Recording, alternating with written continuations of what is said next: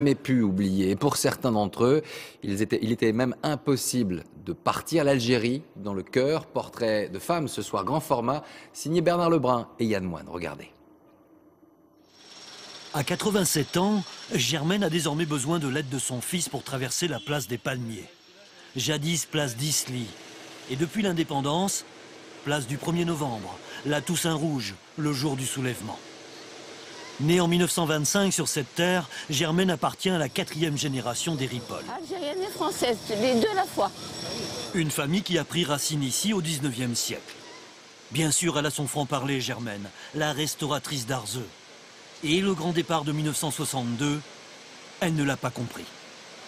Les pieds noirs, pour commencer, n'auraient pas dû partir comme ils ont fait. Ils auraient dû rester et lutter. Hein. Et secondo, je pense qu'on aurait dû faire un pacte avec les Arabes du pays et puis faire une Algérie à nous, avec les Européens et les Arabes. Tous. Voilà, comme on était avant. Et ça aurait marché. Ça aurait marché, je suis sûre. Et vous êtes l'une des rares à être restée à Arzeux. Je suis la seule. Pas des rares, la seule. Après les accords d'Évian, le gouvernement français s'attendait à l'arrivée en métropole de 100 000 Européens d'Algérie. On les appelait ainsi. Mais ils furent 1 million de pieds noirs à traverser la Méditerranée, fuyant les règlements de compte du FLN et les attentats de l'OAS. La mer qui sépare, la Méditerranée. Germaine, elle, ne s'est jamais résolue à quitter cette rive. Regardez ma petite crique comme elle est jolie. Là où, enfant, elle a appris à nager. Dans la boîte à photographies jaunie par les années, s'entasse toute une vie d'Européenne en Algérie. Me voilà encore quand j'étais jeune. Mais hier comme aujourd'hui, jamais Germaine ne semble avoir connu la peur. Quand je monte dans une voiture, et c'est toujours des Algériens qui conduisent. Ah, Madame Germaine, heureusement que vous êtes là. Vous êtes le pilier d'Arzeux. Il faut vraiment, on vous admire. C'est merveilleux, ça. Hein. C'est merveilleux. Alors que j'ai toujours été pour une Algérie française.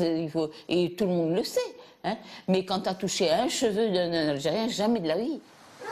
Cohabiter dans le respect des différences.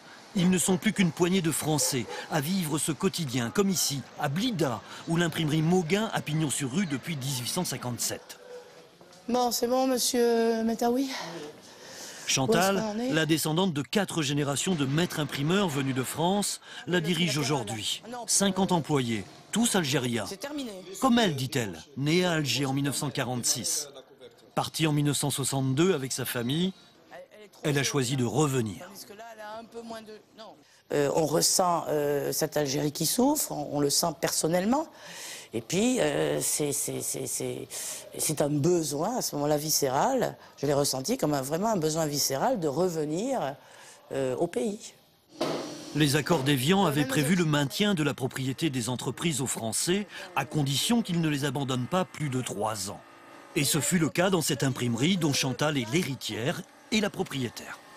Mais l'important est ailleurs.